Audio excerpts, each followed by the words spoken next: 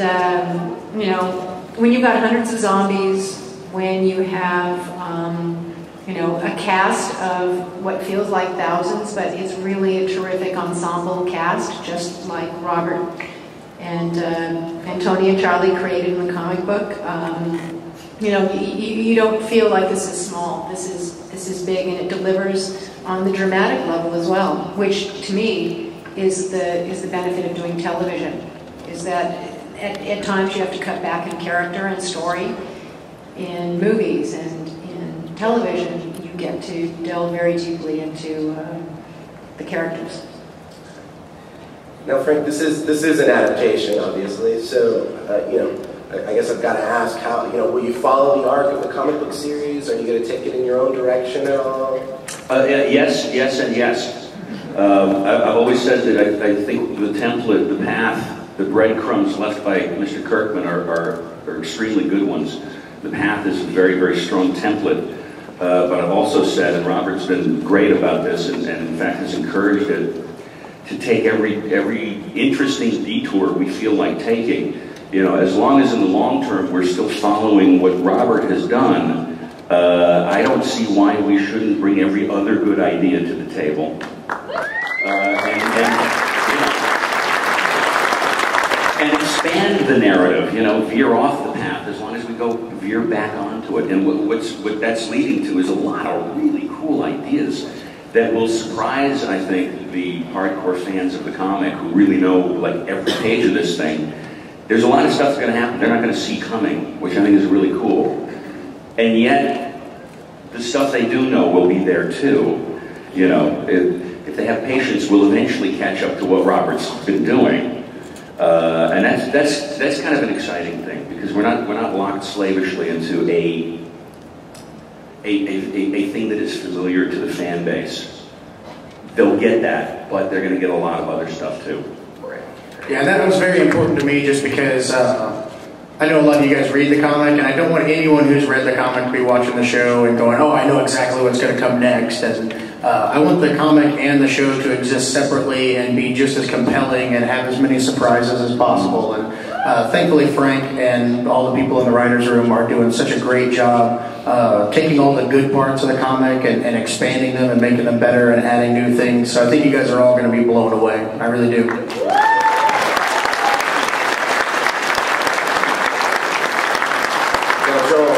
I've got to give you a big compliment, because I'm a big fan of Breaking Bad, Mad Men.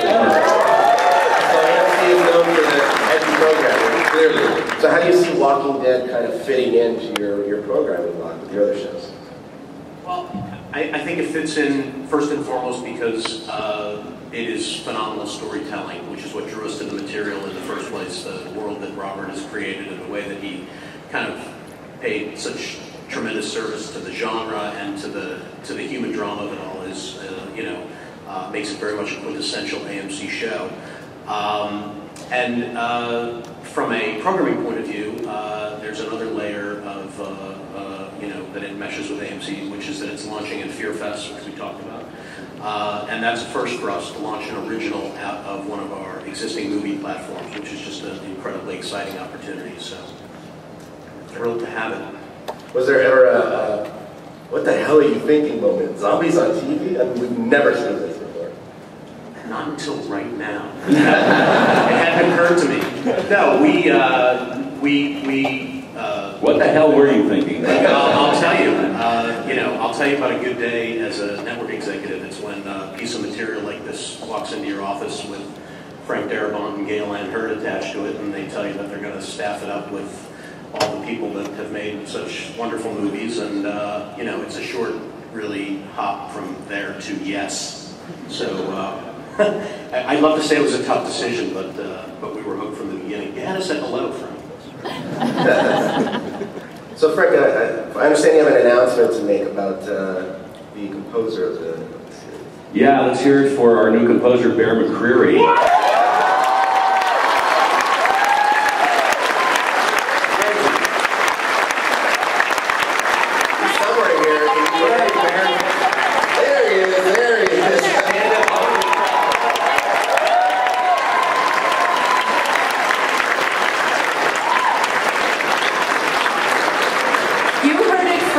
You heard it first. Breaking news. Been wanting to work with Bear ever since I heard the first work he did on Battlestar, which is still blows my mind. We're really, really thrilled to have him. Thank you, Bear. And Frank, when it came to casting the film, how'd you go about finding the right people for the roles? Begged, pleaded, and groveled for the best actors we could possibly get, and it worked. There were certain actors I knew going in that I just had, I have this weird, people I've worked with before thing going on that I love to bring, if the role is appropriate, if the perfect thing for that role, vice versa. I love to bring in people like Jeffrey DeMunn, Laurie Holden, people I've worked with before that I know are just amazing, and I'm really going to bring something to it. And then we went through the normal casting process, which was quite a journey finding folks that we brought onto this thing. And I myself am in awe of the cast that we have. I'm in awe of the work that they're doing. I'm not just being polite. This is an amazing group of people. So we're very lucky. What do you think? What do you think, guys? Should we bring them on? All right, well, welcome to the stage, Andrew Lincoln, Sarah Wayne Cowley, John Bernthal, Laurie Holden, and Emma Ballard.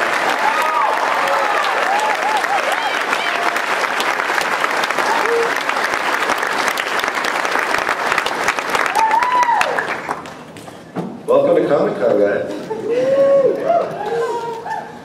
So, first off, for the entire cast, if you wouldn't mind, we'll just go down the line, and why don't you tell us who you're playing in the series and a little bit about your character.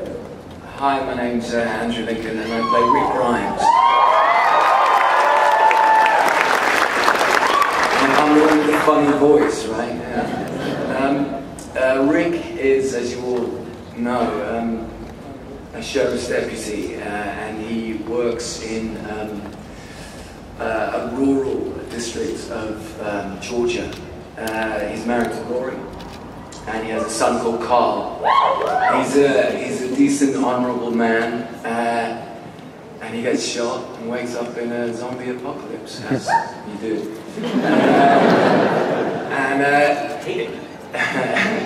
And he, throughout the course of it feels like a movie that we're shooting. I think we probably are.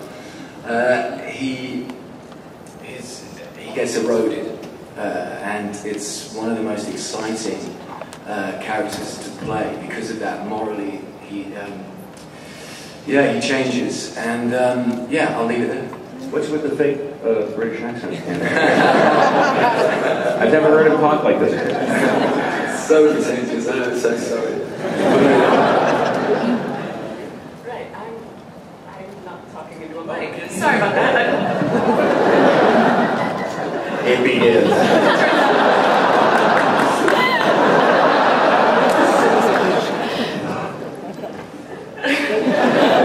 I don't know about you guys, I'm actually still coming down from that. I'm shaking. That's the first any of us have seen.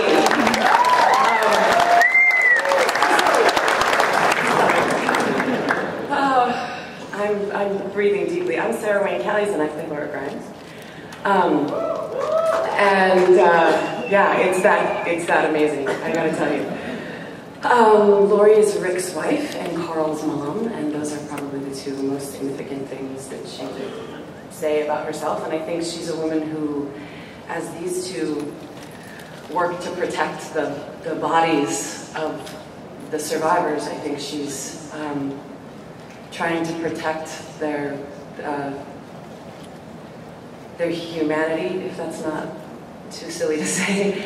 I mean, I think she's somebody who's really trying to make sure that just being alive isn't what we're doing, and that we retain some sense of who it is that we want to be, and our rituals of being human, and our hearts, even when those hearts are so utterly walled in by fear that they're hard to access.